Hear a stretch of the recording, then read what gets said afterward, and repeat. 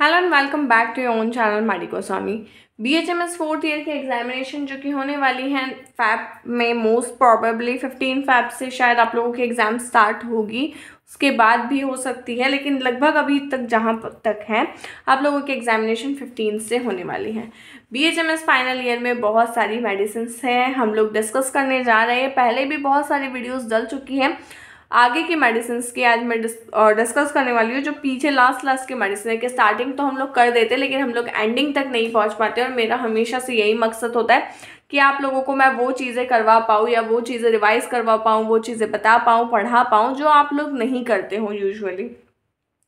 Start करते हैं BHMS final year की one of the medicine, that is X-ray. बहुत सारे लोग इसे यूज़ नहीं करते लेकिन it has own very wonderful actions. जो प्रूव की थी वो डॉक्टर फिंक ने की थी 1897 में। It is one of the most neglected drugs of the materia Medica. जो बात मैंने हिंदी में कही वो इन्होंने इंग्लिश में लिख दी है यहाँ पे। No doubt it was proved long ago, more than 90 years back, but it is rarely use by us homeopaths. हम लोग इसे यूज़ नहीं करते। If we analyse the symptoms of पेटेंटाइज एक्सरे, अगर हम लोग एनालाइज कर ले कि पेटेंटाइज एक्सरे के क्या क्या सिम्टम्स है, तो हम लोग इसे बहुत ईजिली और एक नॉन वाइड रेंज रेमेडी की तरह यूज़ कर पाएंगे, जैसे हम लोग नॉर्मली आर्सेनिक, सल्फर, बेलेडोना का यूज़ करते हैं। In various kinds of the complicated miasmatic diseases, psychotic, syphilitic, psoriatic, even mixed miasmatic diseases. If we use this medicine at proper time, we may help in curing various kind of clinical dreaded conditions such as obstinate eczema, psoriasis, vitiligo, alopecia, corn, various kinds of warts, neurofibroma, various kinds of ulcer and wounds which refuses to heal, fistula, caries, necrosis of bone, obstinate cases of rheumatism, arthritis, gouts, paralysis, retarded growth, diabetes mellitus and anemia। इतनी सारी चीज़ें, मतलब वाइटिलिगो इसमें लिखा हुआ है, corn लिखा हुआ है, एलोपेशिया है, सोरियासिस है, एक्जिमा है, ये सारी चीज़ों को आप लोग क्योर कर सकते हो with the help of X-ray. लेकिन हमें इसके यूज़ का एक सही वक्त पता होना चाहिए कि कब ये मेडिसिन देना है। अगर आप लोग क्लासिकल होम्योपैथिक प्रैक्टिस करते हो तो आप जान पाओगे, आप समझ पाओगे कि मेडिसिन का सिलेक्शन कितना इंपॉर्टेंट होता है। क्योंकि जो लोग पॉलीफार्मेसी करते हैं उन लोगों को क्या है कि एक सिम्टम के लिए वो 4-5 मेडिसिन दे रहे हैं, तो उन्हें कोई फ़र्क नहीं पड़ता है कि क्या एक्शन होगा, क्या एक्शन नहीं होगा। लेकिन जो लोग क्लासिकल होम्योपैथिक करते हैं उनके लिए बहुत ज़्यादा डिफ़िकल्ट हो जाता है कि क्या दे या क्या ना दे। पता है जो क्लासिकल होम्योपैथ्स होते हैं ना, वो मेडिसिन देने में थोड़ा सा डरते भी है कि यार मेरा पेशेंट का कुछ ख़राब ना हो जाए। उन्हें पता होता है कि हम लोग पोटेंटाइज फॉर्म में मेडिसिन दे रहे हैं, फिजियोलॉजिकल एक्शन ऐसा कोई नहीं होगा, हम लोग फिजियोलॉजिकल डोज दे रहे हैं, पैथोलॉजी उसमें नहीं क्रिएट होगी, लेकिन उसके बाद भी पता है एक डर बना रहता है। लेकिन जो लोग पॉलीफार्मेसी करते हैं, सल्फर, बेलेडोना, थूजा, एंटीक्रूट, पायरोजिनम, सोराइनम, ऐसे मेडिसिन एक साथ दे देते, वो भी कंटिन्यू फॉर 15 days। मतलब मुझे सोच करके डर लगता है कि लोग ऐसा कैसे कर लेते हैं। Anyways that's not our topic. तो एक्सरे इतनी सारी चीज़ों को क्योर कर सकता है अगर हमें उसका सही समय पता है कि कब उसे प्रिस्क्राइब करना है, तो आप करके और बहुत अच्छे वंडरफुल एक्शंस देख सकते हैं। अगर किसी पर्सन में हिस्ट्री है रिपीटेड एक्सरे एक्सपोजर की, तो आप उसमें ये मेडिसिन यूज़ कर सकते हो। जब कोई भी आपको मतलब सिलेक्टेड रेमेडी का एक्शन ना मिले, हम लोग यहाँ पर डिस्कस करेंगे सिर्फ और सिर्फ क्लासिकल होम्योपैथी के बारे में कि अगर आप लोगों ने एक मेडिसिन दी है जो कंप्लीटली सिलेक्टेड थी, उसके सिमिलर थी, और उसके बाद भी उसका एक्शन नहीं आया है, या कोई मिक्स्ड माइasmatic कंडीशन है, तो हम लोग एक्सरे के बारे में सोच सकते हैं।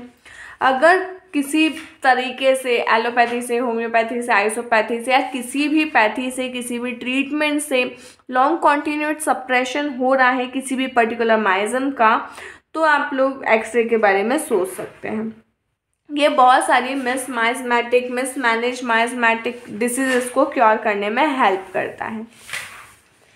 जब सिम्टम्स रॉन्ग डायरेक्शन ले अगर आप लोगों ने कैंट्स 12 ऑब्जर्वेशन पढ़े हैं, अगर नहीं पढ़े हैं तो चैनल पर वीडियो है जो मैंने बहुत इजी तरीके से कैंट्स 12 ऑब्जर्वेशन समझाए हैं कि आप लोगों को एंडिंग तक याद ही हो जाएगा। तो आप लोग वहाँ जा कर के देख सकते हैं। जब नॉन हीलिंग अल्सर्स हो, फिस्टुला हो, वुंड हो, बर्न हो, साइनस हो, इस केसेस में जब आपका टोटल एलोपेशिया वाली कंडीशन होती है, जब आपको टोटल एलोपेशिया वाले पेशेंट दिखे और उनमें एक्स्ट्रा एक्सपोजर की भी हिस्ट्री हो, तो उनमें भी आप एक्सरे के बारे में सोच सकते हो। जब जहाँ पर स्लीपलेसनेस हो या कैटनैप स्लीप हो या नींद नहीं आ रही हो और कोई कॉज नहीं हो, अगर कॉज है ना तो उसके लिए हमारे पास नींद ना आने के लिए और भी कई सारी मेडिसिन्स है। अगर आप लोग जानना चाहते हैं तो कमेंट सेक्शन में कमेंट करिए, अगर आप लोगों को जानना है कि और कौन कौन सी मेडिसिन है और क्या क्या कॉज पर स्लीपलेसनेस पर दे सकते हैं। लेकिन जहाँ पर आप लोगों को कोई कारण ना दिख रहा हो वहाँ पर आप लोग एक्सरे के बारे में सोच सकते हैं। जो पेशेंट रहेगा वो इरिटेबल रहेगा, उसको अकेला रहना पसंद होगा। एग्रावेशन नाइट में होगा, इवनिंग में होगा, आफ्टरनून में होगा और बेड में होगा। ये एंटीडोट करता है नक्स को, सल्फर को और बहुत सारी dynamic potencies of this remedy को। तो ये था एक्सरे के बारे में। एक्सरे के बाद अब हमारी नेक्स्ट मेडिसिन है वैलेरियाना, जो डॉक्टर हैनीमैन ने ही प्रूव की थी। वैलेरियन इसका कॉमन नेम है। वैलेरियासी फैमिली से ये बिलोंग करती हैं।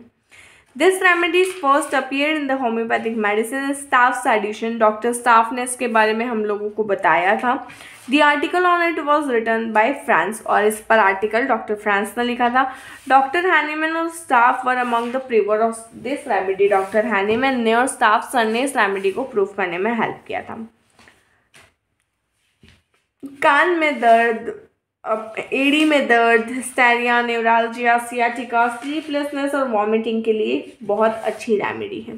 सेम एक्सरे की तरह ही हम लोग वैलेरियाना को भी यूज़ नहीं करते, और कई सारे लोगों को तो वैलेरियाना का पता भी नहीं है कि ये क्या है, किस पर एक्ट करती है, क्या करती है, क्या पता।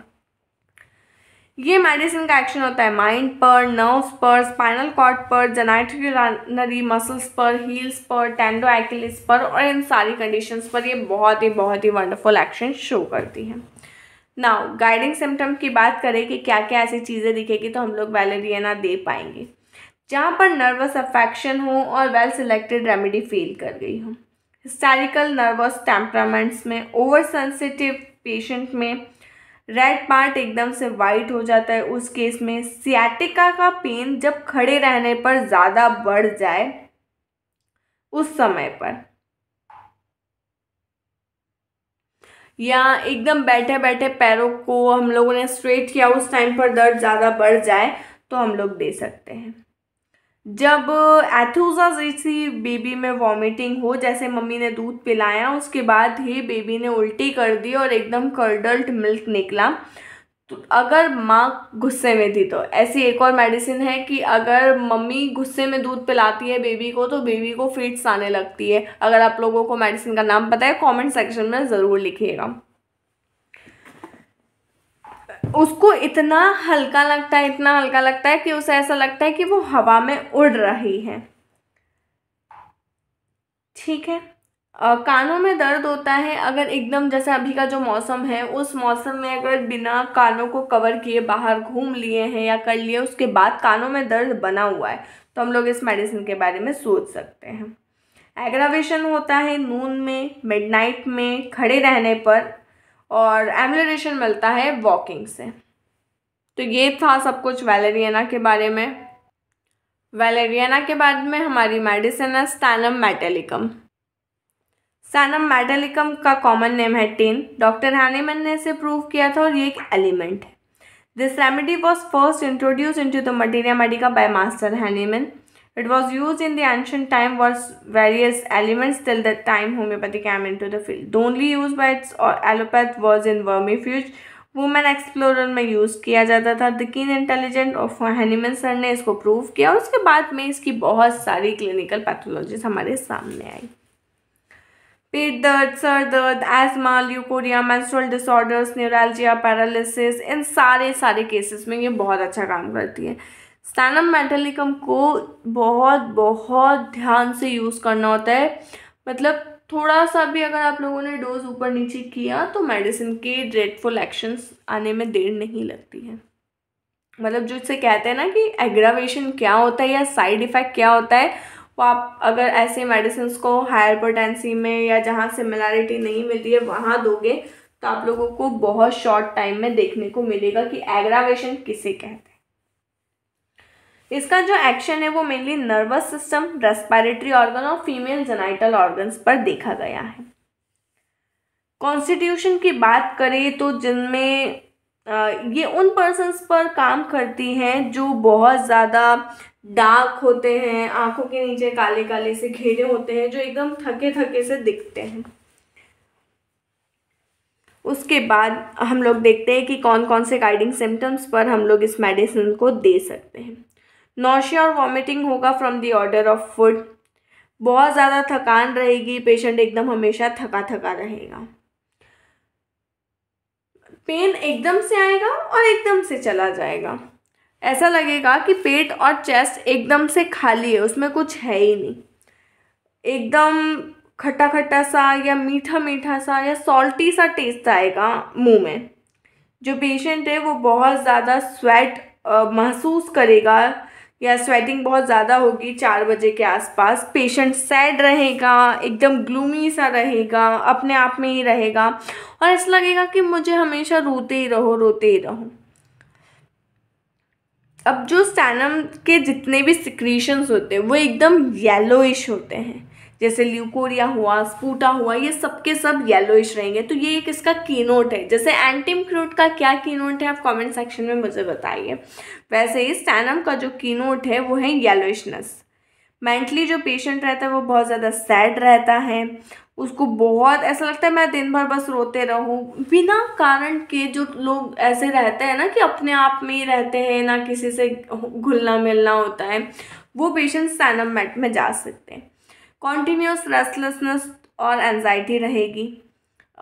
हेडेक जो रहेगा वो मेनली डर की वजह से या सेक्सुअल एक्सेस की वजह से इसे हेडेक बना रहता है। एक आंख से दूसरी आंख की तरफ जाएगा, मोस्टली लेफ्ट साइडेड से ये शुरू होता है। कफ में एम्प्टी ऑर्गन सेंसेशन फील होगा इसे चेस्ट में। ये वाली मेडिसिन इतनी ज़्यादा नहीं आती, इसलिए हम लोग इतना ज़्यादा अंदर अंदर नहीं पढ़ेंगे। अभी मैं आपको पढ़ाने के लिए नहीं, लेकिन एग्ज़ाम पॉइंट ऑफ व्यू से प्रिपेयर करने के लिए पढ़ा रही हूँ, इसलिए हम लोग पूरा की पूरा डीप में नहीं पढ़ेंगे।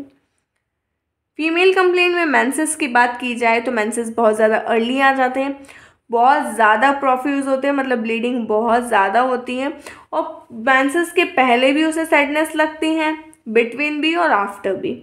जो ल्यूकोरिया होता है वो बहुत ज़्यादा ट्रांसपेरेंट येलोइश होता है, और जिसकी वजह से मतलब वाइट डिस्चार्ज जिसे हम लोग कहते हैं, उसके बाद में उसे बहुत ज़्यादा वीकनेस लगती है। ऐसा लगता है कि बस अब मुझ में कुछ बचा ही नहीं है, इतना सारा मेरे अंदर से सब कुछ निकल चुका है।